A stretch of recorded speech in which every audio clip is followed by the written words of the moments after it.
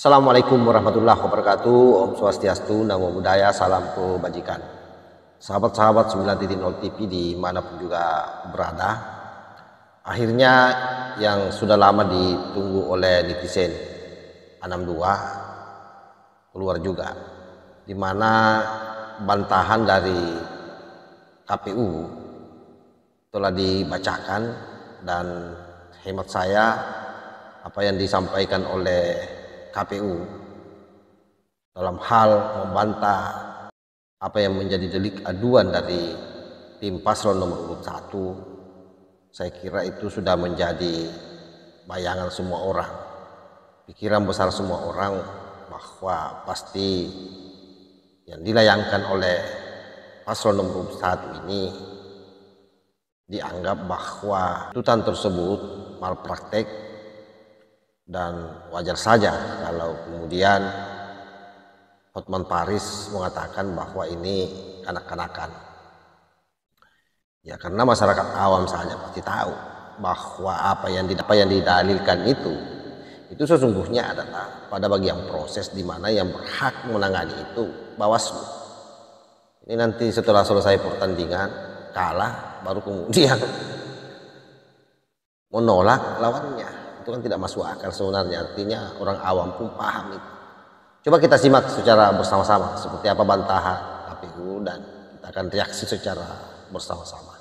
Uraian seluruh fakta dan dasar hukum sebagaimana telah diuraikan di atas, termohon berpandangan dalam pelaksanaan tahapan pencalonan bakal pasangan calon presiden dan wakil presiden pemilu 2024 inkasu dalam menerima, memeriksa, dan memverifikasi dokumen persyaratan pencalonan dan dokumen persyaratan calon bakal pasangan calon presiden dan wakil presiden atas nama Prabowo Subianto dan Gibran Raka Buming Raka, serta menetapkan pasangan calon atas nama Prabowo Subianto dan Gibran Raka Buming Raka sebagai pasangan calon presiden dan wakil presiden dalam pemilu 2024 telah sesuai dengan asas dan prinsip-prinsip penyelenggaraan pemilu, serta telah melaksanakan tugas, wewenang, dan tanggung jawabnya berdasarkan peraturan perundang-undangan.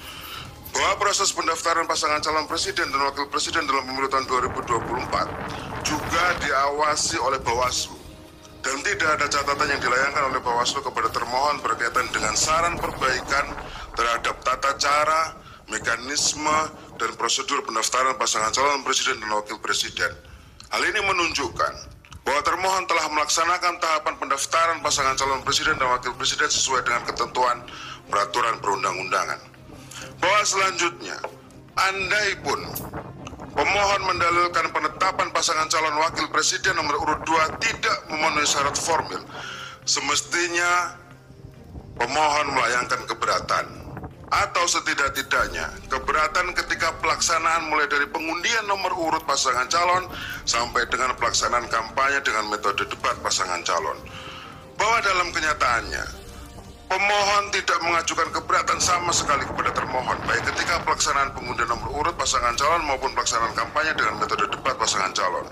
Sebaliknya, pemohon bersama pasangan calon nomor urut 2 mengikuti tahapan pengundian nomor urut dan tahapan kampanye dengan metode debat pasangan calon.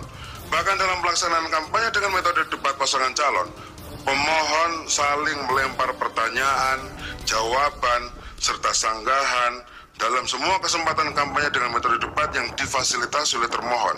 Sekali lagi yang mulia, pemohon tidak menyampaikan keberatan apapun.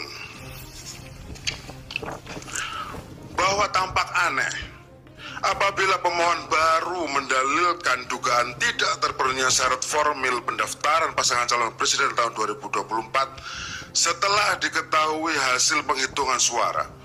Pertanyaannya adalah, andai kata pemohon memperoleh suara terbanyak dalam pemilu 2024, apakah pemohon akan mendalilkan dugaan tidak terpenuhinya syarat formil pendaftaran pasangan calon? Ya enggak. Tentu jawabannya tidak, yang mulia. Bahwa berdasarkan semua orang di atas, dalil pemohon yang menuduh termohon sengaja menerima pencalonan pasangan calon nomor urut 2 secara tidak sah dan melanggar hukum menjadi tidak ter... Oke, saya kira sudah didengar ya bagaimana penjelasan dari KPU, dan ini menurut saya sangat menohok, betul-betul menempatkan paslon nomor 1 dalam hal ini para pengacaranya, lawyernya, seolah-olah seperti anak TK, karena sesungguhnya apa yang dia dalilkan itu benar-benar salah kamar.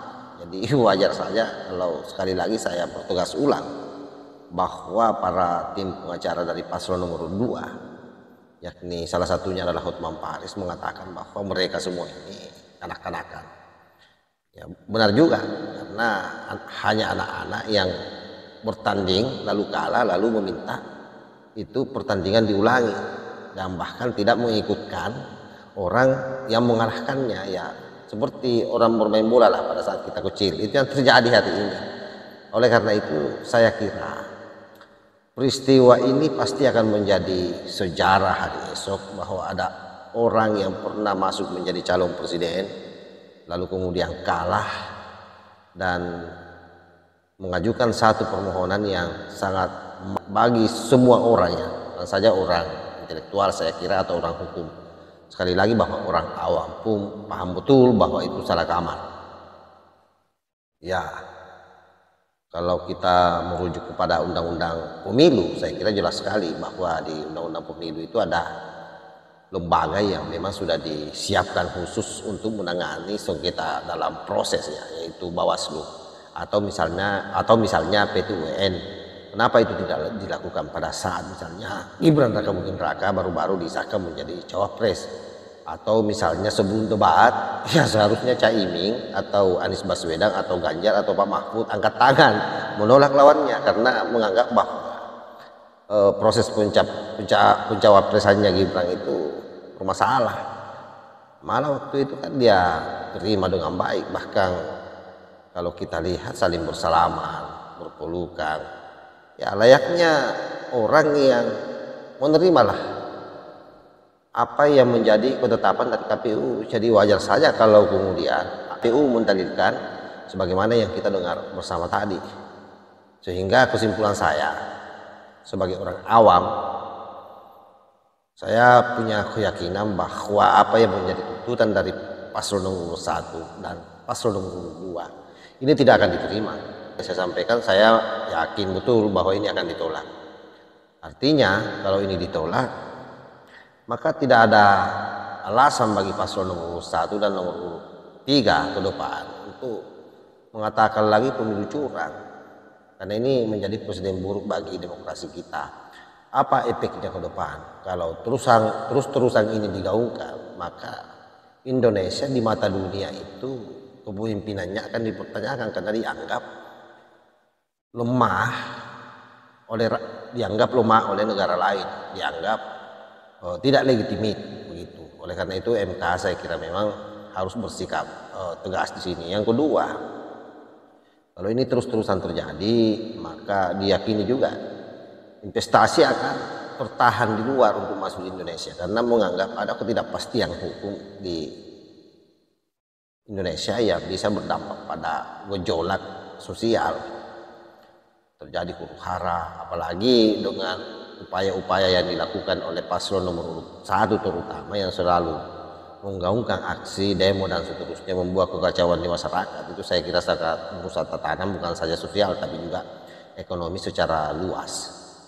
Saya kira itu yang saya sampaikan, mudah-mudahan ada manfaatnya. Wallahul muwaffiq ila aqwamit thoriq. Wassalamualaikum warahmatullahi wabarakatuh.